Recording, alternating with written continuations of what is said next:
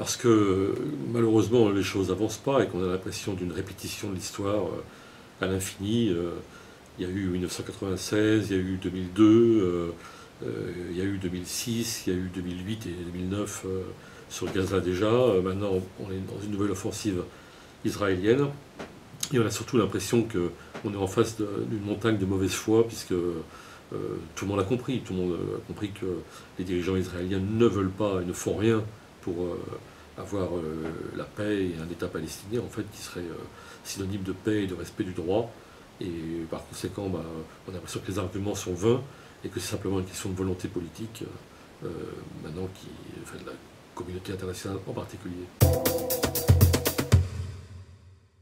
Elle est bien simple, elle est assez perverse en même temps, puisque en fait le seul objectif du gouvernement israélien et malheureusement de ses prédécesseurs aussi, on peut dire depuis Isaac Rabin, qui quand même avait fait une véritable tentative de paix, c'est d'accroître et d'étendre la colonisation à Jérusalem-Est et en Cisjordanie jusqu'à repousser, disons, les Palestiniens dans une situation de minorité, de Bantoustan, un peu à la sud-africaine. Alors, évidemment, Gaza sert un peu de souffre-douleur dans cette affaire.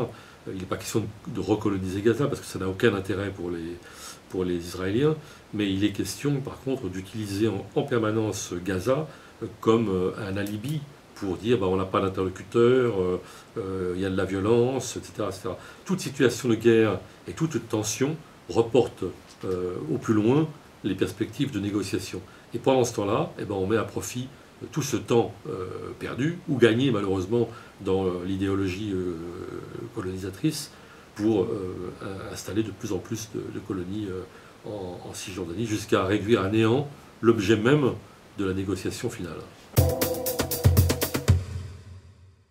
Alors elle a un double langage, Léla Chaïd en parle dans Politis cette semaine, c'est très très typique, c'est-à-dire que l'Union européenne en particulier a un discours qui peut paraître sympathique avec des textes, des résolutions, 2 États, l'État palestinien, etc. etc.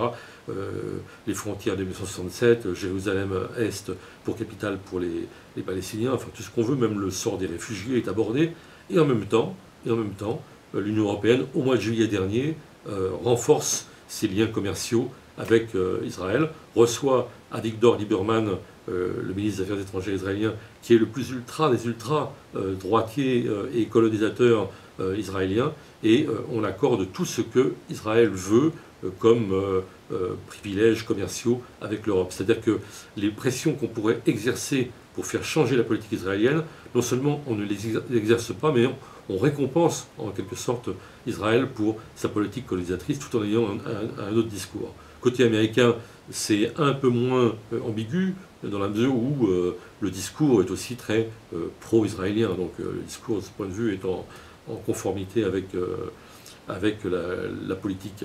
Même si Obama apporte quelques nuances, et si on peut penser que ses convictions l'emmènent vers d'autres préoccupations et d'autres souhaits. En tout cas, il a les mains liées, ou il n'a pas le courage politique, ou il n'a pas les moyens, on ne sait pas, pour modifier cette politique américaine.